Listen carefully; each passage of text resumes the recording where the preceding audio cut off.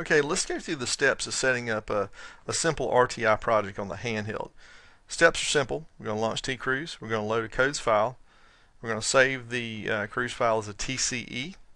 We're going to enter our cruiser initials, verify our cruise parameters, and then after that point, we're ready to open up Solar Forest, load any base maps or load any cruise grids, turn on RTI, and start navigating the plots.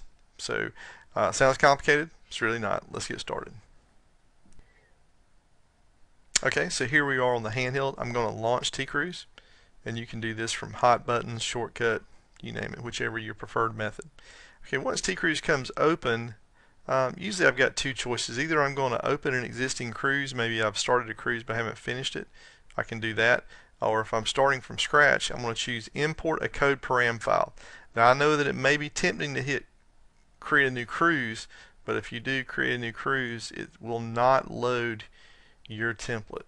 Okay, it'll use the default TCruise template, so be aware of that. So we're going to choose import a code param file. We're going to hit OK.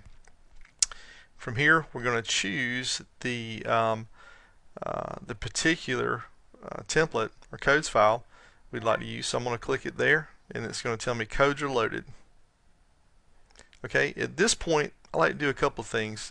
First is I'm going to go to the File menu, and I'm going to go ahead and click on Save, and I'm going to choose the first save option up here at the top, and I'm going to give this a name. So I'm going to call this the Jones track.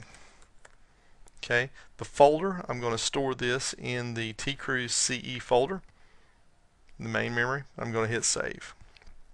Okay, from here I like to go to the Track Info button here on the desktop, and I like to click on the date, and I like to put in the my initials for the cruiser. Okay, if you know the track name, you can go ahead and type it in here. I may go ahead and put in Jones track. Okay, if you know the acreage, you can go ahead and put it in here as well. Let's say this is 26 acres, so I could type that in there, and I'm going to hit OK. Okay, at this point, I'm going to go in and I'm going to verify my current parameters. So I'm going to hit the current params button, and I just want to make sure that my cruise is a, let's say I'm going to do a plot cruise, so I'm going to make sure that's set for plot. And then on the plot size or base area factor, my plot size is going to be a 1/10 acre, so I'm going to make sure that's at 0.1. If I were using doing a point sample, I would obviously change that to point, and I would put in my base area factor there, which could be 5, 10, 15, 20, you name it. Okay, so I'll leave that on plot, 1/10 acre, and then I'll come down here, my default species code, I'll make sure that is correct, and any other parameters in here you can check off if you'd like. Then I'm going to hit OK. Alright, now I'm ready to go ahead and to toggle over to Solo and get the project set up there. Okay, so I'll go ahead and launch Solo using whichever method you prefer. You can choose the Start menu, or a hot button, whichever you like. So I'm going to launch the program right here, and I'll wait for that to open. Okay, so when Solo comes up, I'm going to open up this particular project. You could also create a new one if you wanted to and load in any base maps that you like. I've already got my base maps loaded on this project, and but let's say that I didn't have my waypoint files loaded. So I'm going to go to the File menu. I'm going to go to Settings, and I'll go to the Files tab, and next to Waypoint File I'm going to hit Browse, and I'm going to choose the Jones 3 waypoint file, and I'll hit OK.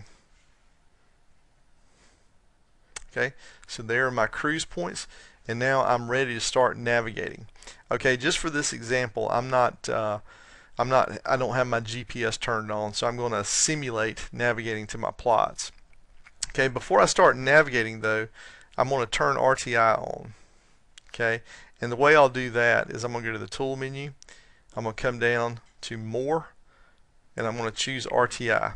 All I've got to do is tap on it. You won't hear an audible alert or anything, but I have enabled it just by tapping on it. Okay, at this point what I'll do is I'm just simulating here, navigating to my first plot. Once you get within a set tolerance distance of the plot, you will be alerted and prompted to log a point with TCruise. So we'll give it a second here. When that comes up, I'll hit yes.